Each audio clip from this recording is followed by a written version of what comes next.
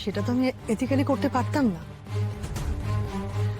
যাকে আমি প্রেসক্রিপশনে কয়েকটা মানসিক চাপের ওষুধ লিখেছিলাম, ওর মনের শান্তির জন্য ইউরিন টেস্টটা লিখেছিলাম, কোথাও প্রেগনেন্সি কথাটা উল্লেখ করিনি। এনিওয়ে, ভালো খবর যে ও কনসিভ করেছে।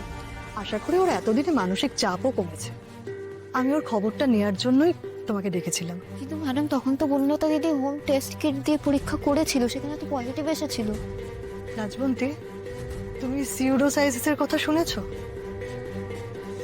ফলস প্রেগন্যান্সি, সন্তানের দারুণ আকাঙ্ক্ষা এরকম অনেক অদ্ভুত ঘটনা ঘটায়। আচ্ছা, তুমি শিওর যে ওর হাজবেন্ড ওর ওপর কোনো টর্চার করে না? মানে ও হয়তো সেটা বাড়িতে বলতে পারে না, আমার কাছে এসে ওরকম মরিয়া হয়ে প্রেগনেন্সির কথা বলছিল। ওর মায়ের কথা শুনেও মনে হলো মেয়ে খুবই ব্যস্ত হয়ে পড়েছে প্রেগনেন্সির জন্য, আর সেটা উনি জানেন।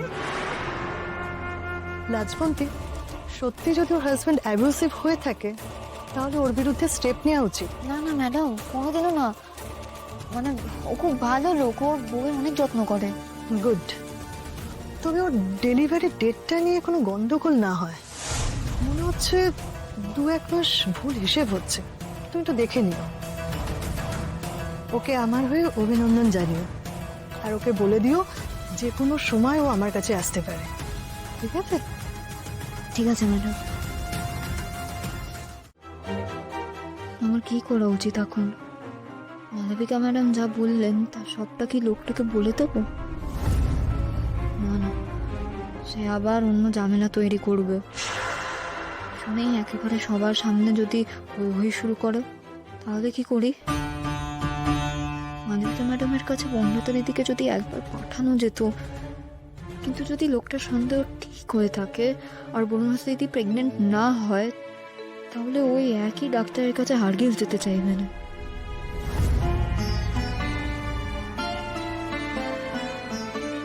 না না, বনলতা দিদি প্রেগনেন্ট না, এটা কি করে হতে পারে?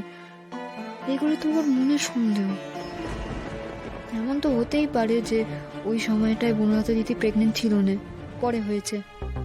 ওই পজিটিভ রিপোর্টটা হয়তো হয়তো ম্যাডাম যা বললেন সেই জন্যই ফলস প্রেগনেন্সি। তাছাড়া এমন তো নয় যে ওরা ডাক্তার দেখাচ্ছে না। বনলতা দিদির ডাক্তার তো দেখছেই, লোকটা ওর সঙ্গে যায়। ভুল কিছু হলে সেই ডাক্তার কি তবে বলতো না? কিন্তু তাহলে এখন কেন বনলতা দিদি 4 মাস না বলে 5 মাস বলছে? ওকে হিসেবের কিছু ভুল করছে? পুরোটাই ভুল। ডক্টর কয়েকদিন বাদে ওকে ইউরিন টেস্টটা করতে বলেছে। কেন? সেটা নিশ্চয়ই কোনো কারণ আছে, বুঝলি লাজু? আমি করি নেবো, তুই চাপ নিস না।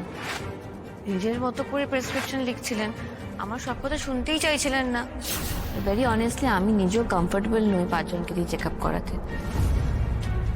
কিন্তু ওই একটাই কারণ, এটাকে আমি ওকে ছুঁয়ে বলছি, আমি ঠিক এই কারণটার জন্যই তোর কাছে চেক আপ করাতে চাইছি না। আমার মাথাটা গুলিয়ে যাচ্ছে।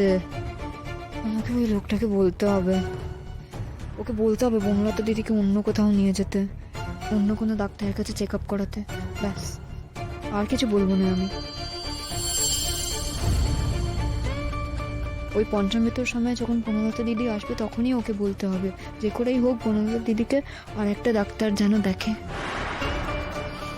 যাই গন্ডগোল থেকে থাকুক, একটা নতুন ডাক্তার নতুন ভাবে ওকে পরীক্ষা করলে নিশ্চয়ই ব্যাপারটা পরিষ্কার হয়ে যাবে। বাড়ির সবাই বললো বনলতার শরীরের ব্যাপারটা ভাবতে হবে তো। আপনারা খাওয়া দাওয়া ঠিক করে করেছেন তো? মানে কোনো অসুবিধা হয়নি তো? এসব বলে লজ্জা দেবেন না অমিতাভ বাবু। আপনার মেয়েটাকে ভালোবেসে যে এত কিছু আয়োজন করেছেন, তাতেই আমরা ধন্য। আর তাছাড়া যা গরম পড়েছে, এখন একটু এই হালকা খাবার খাওয়াই ভালো। একদম ঠিক কথা বলেছেন। এখন তো এইটুকু রিচুয়াল করতেই হয়, তাই নিয়ম রক্ষা করা হলো আর কি। নি জল খান। এই রাজু, দাঁড়া। তুই তো দেখছি খুব ব্যস্ত, আমার জন্য একটুও সময় নেই। কি করে থাকবো বলতো? তুমি তো দেখছোই কত কাজ আছে। আচ্ছা, তুমি ঠিক করে খেয়েছো তো? হ্যাঁ, তা নিয়ে তোকে অত ভাবতে হবে না। আমি না একেবারে পেট পুড়ে খেয়েছি। ঠিক আছে। বলছি আমি কি একটু বিশ্রাম নেবো, এতক্ষণ এক নাগার এখানে বসে আছি তো। হ্যাঁ হ্যাঁ, তুমি যাও ঘরে গিয়ে একটু বিশ্রাম নাও, যাও। ও জেঠিমণি, আন্টি তোমরা ঠিক করে খেয়েছো তো?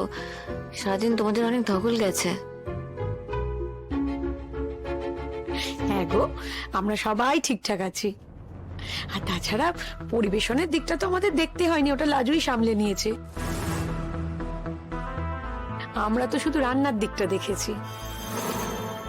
আচ্ছা বেয়াই মশাই, শরীর কেমন আছে আপনার? ভালো আছে। ওমা, আপনিও একটু রেস্ট নিন। সুনিতা, আমি একটু ঘরে যাই। হ্যাঁ, তো বয়স হয়ে গেছে, এক নাগারে বেশিক্ষণ বসে থাকতে পারি না। হ্যাঁ মাসিমা, আপনি যান না, রেস্ট নিন। আচ্ছা, তোমরা সকলে বসো। হ্যাঁ, আমি একটু আসি। বড় বৌমা, হ্যাঁ মা, তা আমার সঙ্গে ঘরে চলো, তো কথা আছে। আসো।